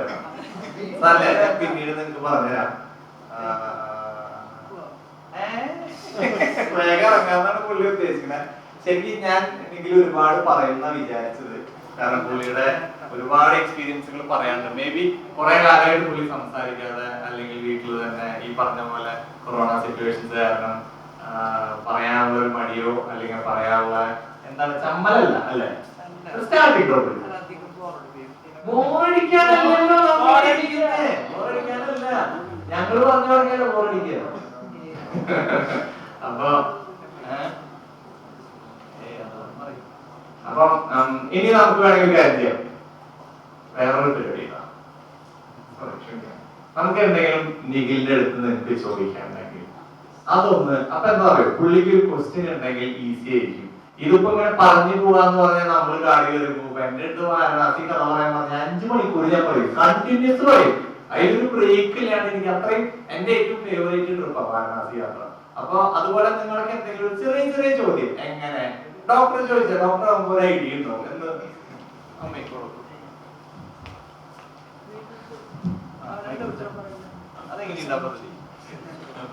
രാംകുമാർ ഡോക്ടറിനെ പറ്റി പറഞ്ഞു അല്ലേ? എനിക്ക് ഡോക്ടർ ഒരുപാട് ഇൻസ്പയർ ചെയ്തിട്ടുണ്ടാവും അല്ലേ? സാറ് ചിലപ്പോൾ ഒരുപാട് മോട്ടിവേഷൻ തന്നിട്ടായിരിക്കും ഇപ്പം ഇങ്ങനെ നമ്മൾ ഇരിക്കാൻ തന്നെ പറ്റുന്നത് അല്ലേ? അപ്പോൾ ഡോക്ടർ എങ്ങനെയാ ആ ജേർണി എങ്ങനെയായിരുന്നു പറയുകയാണെങ്കിൽ ഇവർക്കൊക്കെ ഈസി ആയിരിക്കും അത് കേൾക്കാൻ. അത് സ്റ്റാർട്ട് ചെയ്ത് ബാക്കി നല്ല മുന്നോട്ട് പോവായിരിക്കും. ആക്സിഡന്റ് പറ്റിയ ആദ്യത്തെ ഒരു 6 മാസത്തോളം എനിക്ക് ഭയങ്കര വിഷമായിരുന്നു. 3 മാസം വെന്റിലേറ്റർ ഐസിയുലായിരുന്നു. അതിനുശേഷം ഡോക്ടർമാർ പറഞ്ഞു മാക്സിമം 10 ദിവസം ഉണ്ടാവും ഇരിക്കണം. ആ 10 ദിവസമെങ്കിലും സന്തോഷമായിട്ട് പപ്പയുടെയും അമ്മച്ചേരി ചേർന്ന് മതി എല്ലാവരും കൊണ്ടുനിന്ന് സന്തോഷമായി മരിച്ചു എന്ന് പറഞ്ഞു. ഒരു കോർണർ വെന്റിലേറ്റർ തോന്നി. പക്ഷെ ആ ഒരു സമയത്ത് എനിക്ക് മനസ്സിലാക്കി ശരീരത്തിന് പുറത്തേക്ക് വേറെ കാര്യമായി പറ്റുന്ന പറ്റിയില്ല. പക്ഷെ കഴുത്തിലല്ലോ നീ കഴുത്തിന് തറവട്ട ശരീരം മൊത്തമായിട്ട് നടന്നു പോയി. അപ്പൊ എനിക്ക് ഭയങ്കര നിരാശയായിരുന്നു. ഇവർ ജീവിക്കണം ആഗ്രഹങ്ങളായിരുന്നു. എങ്ങനെയെങ്കിലും മരിച്ചാൽ മതിയെന്ന് മാത്രമായിരുന്നു എൻ്റെ ഒരു ആഗ്രഹമൊക്കെ. മരിക്കാനൊക്കെ നോക്കില്ല, ചാവാൻ പറ്റിയത് തല മാത്രമേ. അങ്ങനെ പല ഇതായിട്ടു. പക്ഷെ നമ്മുടെ ഒരമ്മയുടെ പ്രാർത്ഥനയുടെ മുമ്പിൽ ദൈവം പോലും തന്റെ തീരുമാനം മാറ്റുന്ന. ആ സമയത്താണ് ആ ഹോസ്പിറ്റലിൽ വർക്ക് ചെയ്യുന്ന ജോസാൻഡോ അച്ഛനെ പരിചയപ്പെട്ടത്. ദൈവപുത്രൻ അല്ലേ? ദൈവം തന്നെ പറയണം.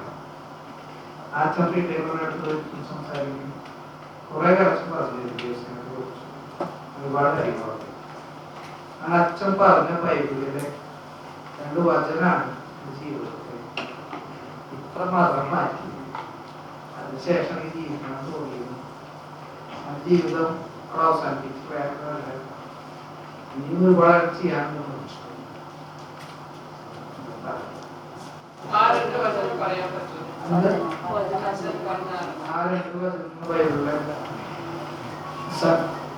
മതമാരും പറയുന്നത്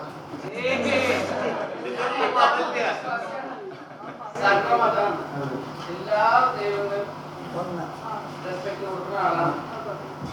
സങ്കീർത്തനം 34:18 ഹൃദയം നൽകിയവർക്ക് കർത്താവ് സമീപസ്ഥനാണ്, മനം നൽകിയവരെ അപേക്ഷിച്ചു.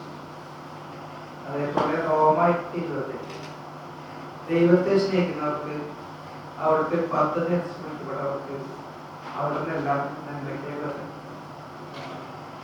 അപ്പൊ മനസ്സിലായി ദൈവം നമ്മളൊരിക്കലും കൈവിടുക. ഏതൊരവസ്ഥയിലും നമുക്ക് നന്മയ്ക്കാതെ കഴിയുന്ന ദൈവം നമ്മുടെ കൂടെ എൻ്റെ ജീവിതത്തിൽ മാറില്ല. ടെൻഷനോ മനുഷ്യനോ ആഗ്രഹമോ ഇല്ലയോ ഒന്നും തോന്നിക്കുകയില്ല. ഇങ്ങനെ അടിച്ചു പോയിട്ടില്ല.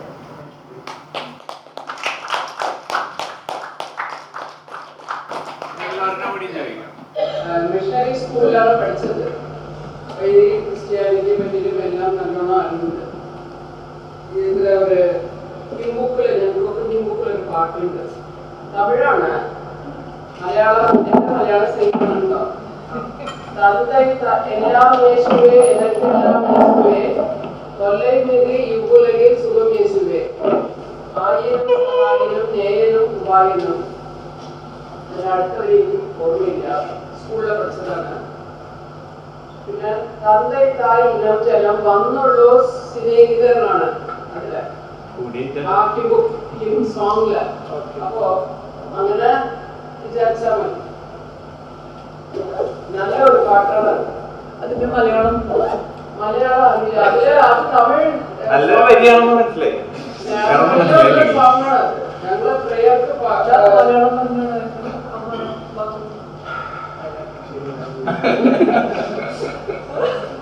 തമിഴ് സോങ്ങാണ്. തമിഴ് സോങ്ങാണ്. നമുക്ക് തമിഴ് വലിയ പിടുത്തില്ല. ഇനി എന്തെങ്കിലും കൂടി ഒന്ന് നിഖിലിന്റെ അടുത്തൊന്ന് ചോദിക്കോ? നിങ്ങൾക്കൊരു ആഗ്രഹമുള്ള ഒരു ചോദ്യം ഞാൻ ചോദിച്ചാൽ പറയില്ല അവൻ. അപ്പൊ നിങ്ങളൊന്ന് ചോദിക്കുമ്പോ അവൻ അതിനനുസരിച്ച് പറയും. പഠിക്കൊന്നും വേണ്ട, നമ്മള് പറഞ്ഞല്ലോ. ഇത് സംസാരിക്കണമെങ്കിൽ നമ്മൾ ആരെങ്കിലും ചോദിക്കണം എന്ന് പറഞ്ഞു. ധൈര്യം ആദ്യം എന്തെങ്കിലും ചോദിക്കാണെന്ന് വെച്ചാൽ ചോദിക്കാം. എന്ത് ചോദിക്കാം? ആദ്യം അന്താരാഷ്ട്ര ചർച്ചയാണ് നിങ്ങളോടെ. പറഞ്ഞോ, ചോദിക്കാം.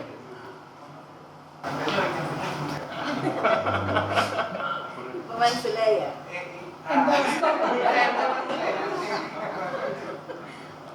പറയുമ്പോ എല്ലാവർക്കും പറയാൻ പറ്റും. പക്ഷെ ഇങ്ങനെ വരുമ്പോൾ പറയാൻ പറഞ്ഞോ, എന്താ പറയോ? അഖിലേ,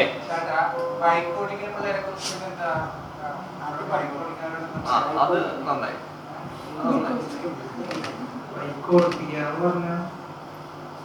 ആ ആക്സിഡന്റ് എങ്ങനെ ഉണ്ടായി? 10 വർഷം മുമ്പ് ഒരു കൂട്ടുകാരന്റെ വീട്ടിൽ പരിപാടിക്ക് പോയതാണ്. പപ്പയുടെ സ്റ്റാർസ് ബൈക്ക് അവിടെ ചെന്ന് വേറെ കൂട്ടുകാരൻ അവന്റെ പുതിയ പൾസർ ബൈക്ക് അപ്പൊ ആയിരത്തി അടിച്ചുപൊളി പൾസറുള്ള ആഗ്രഹങ്ങളൊക്കെ അവന്റെ താക്കോല് കാണിച്ചു ബൈക്ക് ഓടിച്ചു.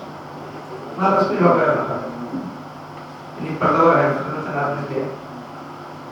ആ പോണ സമയത്ത് പെട്ടെന്ന് എന്റെ മൊബൈലിൽ പോകുന്നു. അത് പ്രായം പറഞ്ഞ് അടിച്ചു പൊളിച്ച് പോണ കാരണം ഭയങ്കര നിർത്തിക്ക് കൊടുക്കാൻ പറ്റണം. ബുദ്ധിമുട്ട് ഓടിക്കുക ഉപകാരമായി. അല്ലെങ്കിൽ ഈ വേദിയിൽ ഇരിക്കാനായിട്ട് അവസരം കിട്ടുമോ? അങ്ങനെ പോണ സമയത്ത് പെട്ടെന്ന് ഞാൻ ബൈക്ക് നിർത്താൻ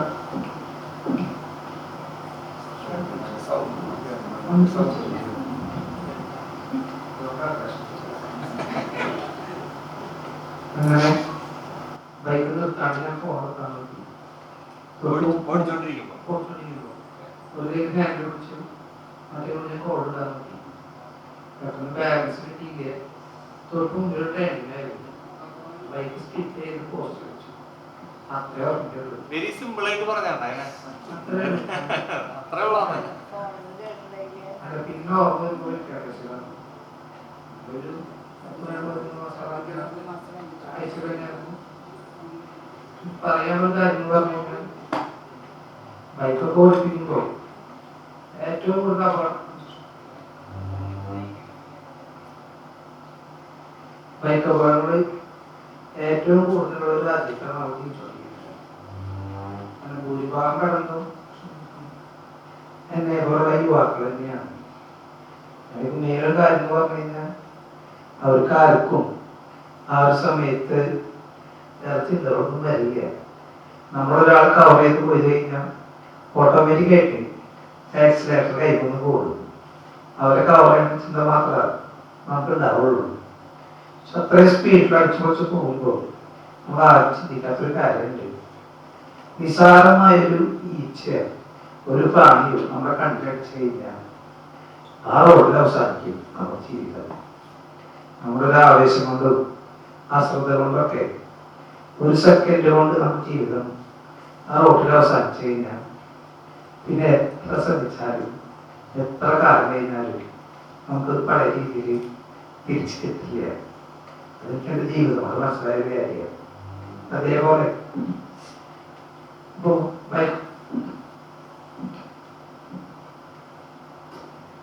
നമ്മുടെ റോഡിലെ കുറച്ച് നമുക്ക് അറിയുന്നതല്ലേ, അപ്പം അതുകൊണ്ട് കുറച്ച് പതുക്കെ പോകാനൊക്കെ ആയിട്ട് ഒന്ന് നോക്കണം.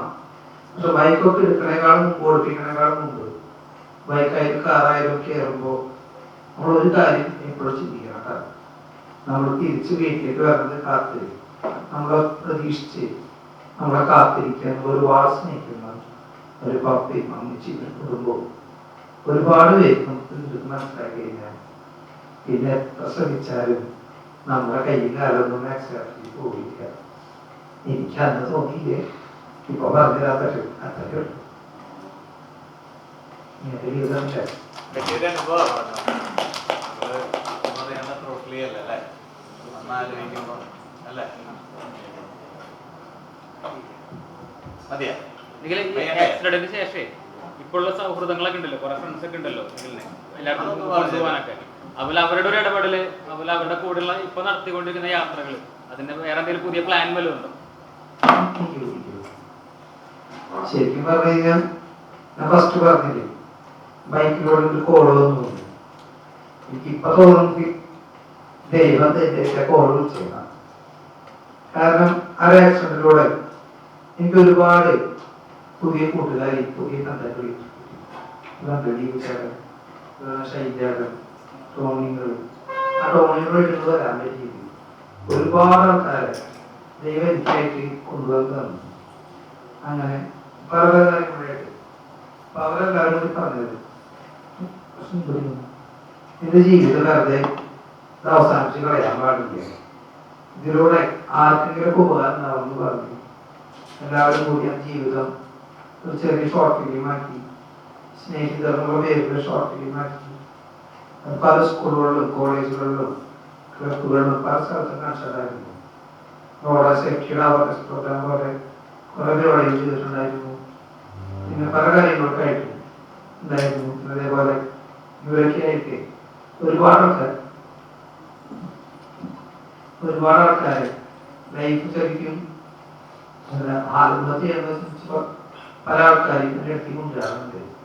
അവരോട് ഞാൻ ചിലപ്പോൾ പറയുമ്പോൾ പിന്നീട് അവർക്ക് ആ ചിന്ത വരാണ്ട് അവർ ജീവിക്കുന്നതൊക്കെ കാണാൻ പറ്റിയിട്ടുണ്ട്. എൻ്റെ ഈ അവസ്ഥയിലും എന്ത് കാര്യത്തിലും വിളിച്ചു പറഞ്ഞു കഴിഞ്ഞാൽ നമ്മൾ ബന്ധുക്കളെക്കാളും അത്രയും കാര്യമായ കൂട്ടുകാരെ ദൈവം തന്നു. അദ്ദേഹത്തിന് അങ്ങനെ പറഞ്ഞിട്ട് ആ ചേട്ടൻ വണ്ടിയിൽ ഞാൻ കണ്ട് എല്ലാവർക്കും പോകുന്നില്ല പോലീസിൽ. അതിനുശേഷം പിന്നെ ആക്സിഡന്റിന് ശേഷം ഒരുപാട് സ്ഥലത്ത് അവർ കൊണ്ടുപോയില്ല. 2 വർഷം വേണമെങ്കിൽ പോയി, കോട്ടയം, ആലപ്പുഴ ഒരുപാട് സ്ഥലങ്ങളിൽ പോയിട്ടുണ്ട്. അങ്ങനെയല്ലേ ബീച്ച് കാണാൻ പോയി. ആ ബീച്ചാണ് ചെറായി ബീച്ചിൽ പോയിട്ടുണ്ട്, മലയാളത്തിൽ പോയിട്ട് ഈത്തോട് പോയിട്ടുണ്ട്, അവിടെയൊക്കെ പിടിച്ചിട്ടുണ്ട്. അവിടെ ഇല്ല പറയുന്ന കുറെ കഥ പറയാനുണ്ട്. അങ്ങനെയൊക്കെയുള്ള ഒരുപാട് ദൈവം എനിക്കായിട്ടാണ്. അതുകൊണ്ട് ഞാൻ പറഞ്ഞത് ഒരിക്കലും നമ്മുടെ ജീവിതത്തിലുണ്ടാവുന്ന ഒരു കാര്യം അത് അവസാനമില്ല. അതിനപ്പുറം ഒരുപാട് കാര്യങ്ങൾ കണ്ടുവച്ചിട്ടാണ് ദൈവം നമുക്ക് ജീവിതത്തിൽ കാര്യങ്ങൾ സംഭവിക്കുന്നത്. അതെന്ത് പ്രശ്നം വരുമ്പോഴും ആർക്കാക്ഷണിക്കാത ജീവിതം അവസാനിച്ചിട്ടില്ല. ഇനിയും ഒരുപാട് കാലം നമ്മുടെ ജീവിതത്തിൽ ഇനിയും ബാക്കിയുണ്ട്. കൊറോണയൊക്കെ മാറും, നമ്മുടെ സമയം പോകണം, നമ്മൾ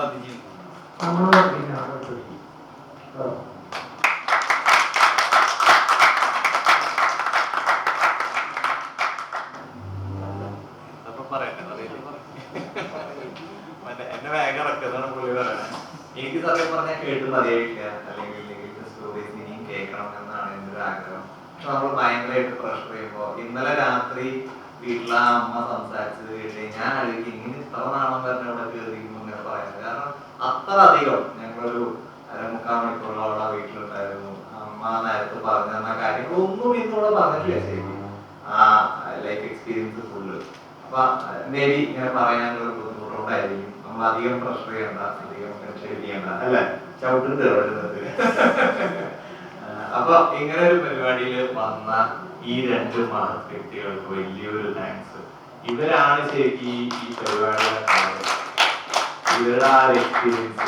കിരൺ ആ ചിരിച്ചുകൊണ്ട് പാട്ട് പാടുന്നു, നിഖില് വെറുതെ സിമ്പിൾ ആയിട്ട് അനങ്ങാൻ പറ്റാതെ ഇതൊന്നും കുഴപ്പമില്ല.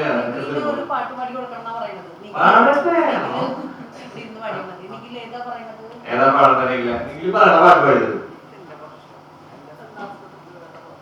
അന്ന് ആശുപത്രി കേട്ട പാട്ട് ഓർമ്മയുണ്ടാവില്ലേ? അത് ഓർമ്മയുണ്ടോ അങ്ങനെ നിഖില്? ഒന്ന് ആലോചിച്ച് നോക്കോ, നിഖില് ഹോസ്പിറ്റലിൽ കിടക്കുമ്പോ അന്ന് കിരൺ ഈ പാട്ട് പാടി കൊടുത്തതാ. ഈ പാട്ടല്ല, അന്നൊരു പാട്ട് പാടി കൊടുത്തതാ. വീണ്ടും അവര് ഇവിടെ കണ്ടുമുട്ടാനുണ്ടായ ഒരു സംഗതി ഇവിടെ എത്തിയപ്പോഴാണ് കിരൺ ആണെന്നുള്ള ഓർമ്മ വന്നത്.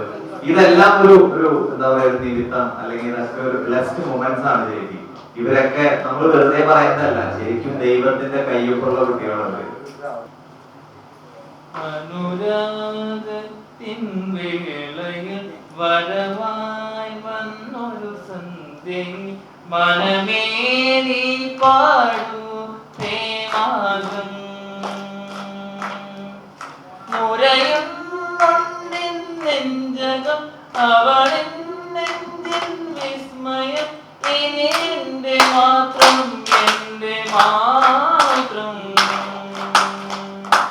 അനുരാഗത്തിൻ വേളയിൽ വരമായി വന്നൊരു സന്ധ്യയിൽ മനമേ നീ പാടൂ പ്രേമാകം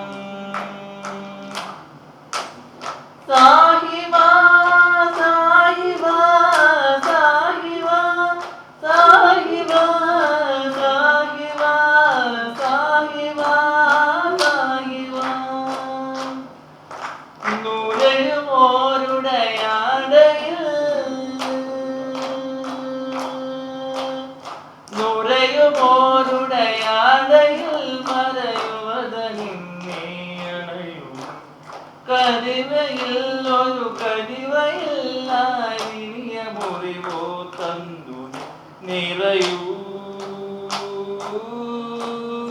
ജീവനിൽ നീ നിറയൂ അണയൂ വിജനവീതി അണയൂ അവളിൻ നെഞ്ചിൻ വിസ്മയം ഓ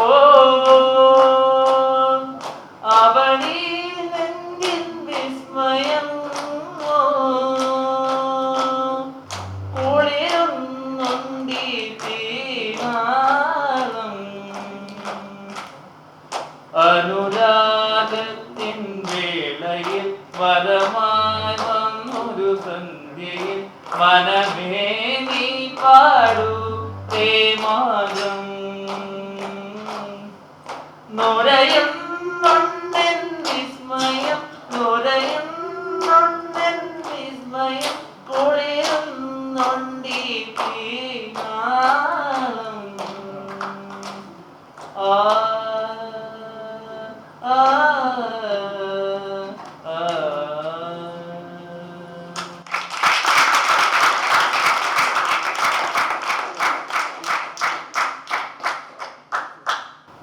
അദ്ദേഹത്തിന്റെ ഒരുപാട് വർഷം 2012 നവംബർ 16 ഞാൻ ഇന്നലെ പാടി പാട്ടാണ് വീണ്ടും ഒരിക്കൽ കൂടി ഇത് കേൾക്കാൻ പറ്റിയത് മാസത്തെ ഈ മാസം എനിക്ക് ഒരുപാട് സന്തോഷം കാരണം ഇത് ശരത്തേടനും ശരത്തേടൻ്റെ അമ്മയാണ്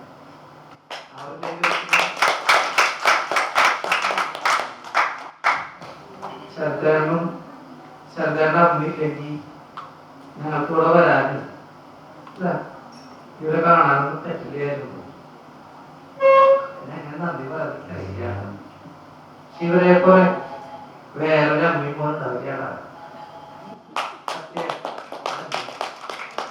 ഒരുപാട് നന്ദി. ഓക്കെ, ഒരു കാര്യം ചോദിച്ചാൽ ആരൊക്കെ കൈപോകണം? ആരൊക്കെ കരഞ്ഞോടെ? ആഹാ, എല്ലാവരും അടിപൊളി. അപ്പൊ അത് അത്രയും ഇമ്പോർട്ടൻറ്റ് സ്റ്റോറീസ് ആയതുകൊണ്ടാണ് നമുക്ക് അങ്ങനെ ഫീൽ ചെയ്തത്. അത്രയും വാല്യുബിൾ. നിങ്ങൾ ആലോചിച്ചോ, മാതാ പിതാ ഗുരു ദൈവം എന്തുകൊണ്ട് അമ്മ ആദ്യം വന്നു, അതാണ് നമ്മൾ ഇന്നിവിടെ വ്യക്തമായത്, അതാണ് നമ്മൾ ഇന്നിവിടെ ക്ലിയർ ആയത്. രണ്ടമ്മമാരുടെ സ്ട്രെയിനും അവരുടെ ആ ഒരു സന്തോഷവും കണ്ടോ? അത് എത്ര വ്യക്തമായിട്ട് അമ്മയ്ക്ക് അത് മുഴുവനായി പറയാൻ പറ്റിയിരിക്കും. നിങ്ങൾക്ക് എല്ലാവർക്കും അത് ഉൾക്കൊള്ളാൻ പറ്റിയിരുന്നു. അതിന്റെ ഒരു എക്സാക്ട് മീനിങ് എന്താണെന്നുള്ളത്. എല്ലാവർക്കും നമസ്കാരം. എന്റെ പേര് ഹരിതാനാണ്.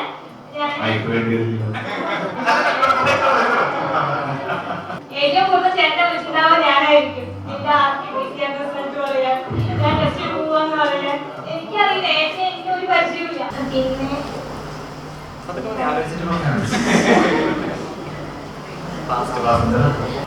ഇതെന്റെ അമ്മയാണ്. ഇഷ്ടമല്ല, അതൊക്കെ ഹിമാലയം പോകണം, അത്ര രാജസ്ഥാൻ പോകണം. തണുപ്പിൽ പോയാൽ നമുക്ക് തന്നെ ഇഷ്ടപ്പെടും. ഞാൻ ഏറ്റവും കൂടുതൽ ഇൻസ്പയർ ചെയ്തത് എൻ്റെ ഒരു ജേർണി ഞാൻ എന്താണോ, just because of my mom. അമ്മയാണ്. A lot of love for her.